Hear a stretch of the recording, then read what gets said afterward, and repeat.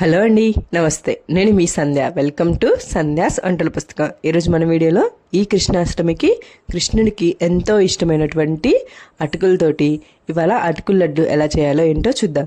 Sweet తినాలనిపించినప్పుడైనా కానీ ఇలా చాలా తక్కువ టైంలో ఈ లడ్డూని మనం చేసుకోవచ్చు. ఫస్ట్ టైం కనుక మన వీడియోస్ని మీరు చూస్తున్నట్లయితే మన ఛానల్ని తప్పకుండా సబ్స్క్రైబ్ చేసుకోండి. ఇప్పుడు లడ్డూలు ఎలా చేయాలో ఏంటో చూద్దాం. ముందుగా ఒక కళాయి పెట్టేసుకొని అందులోకి 1 కప్ వరకు అటుకుల్ని తీసుకోండి. ఇలా ఫ్లేమ్ అనేది సిమ్లోనే పెట్టుకొని అటుకుల్ని మనం వేపుకోవాలి.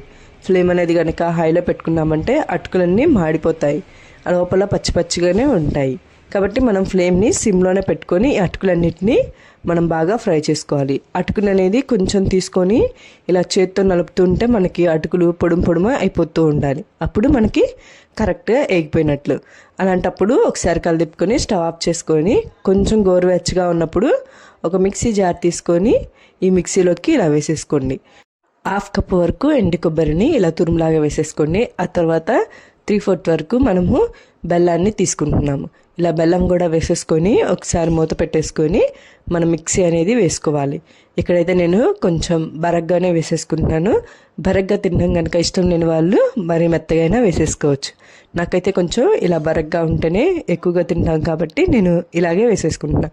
మీరు కూడా మీకు నచ్చినట్టుగా మెత్తగా కానీ కొంచెం బరగ్గా కానీ ఇలా మిక్సీ వేసుకొని పక్కన పెట్టేసుకోండి. ఆ తర్వాత ఒక కళాయి పెట్టేసుకొని అందులోకి 2 టేబుల్ స్పూన్ల వరకు నెయ్యి అనేది వేసేసుకోవాలి.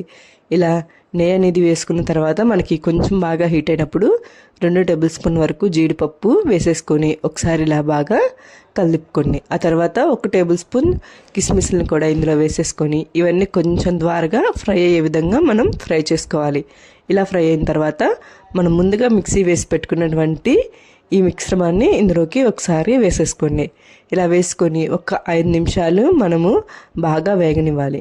ఇలా వేగనివ్వటం వలన మనకేంటంటే కొంచెం లడ్డు చుట్టుకోవడానికి బెల్లం అనేది కరిగి వాటికి పట్టేసుకుంటుంది. మనకి ఎక్కువ రోజులు ఉన్నా కానీ పాడైపోకుండా ఉంటాయి.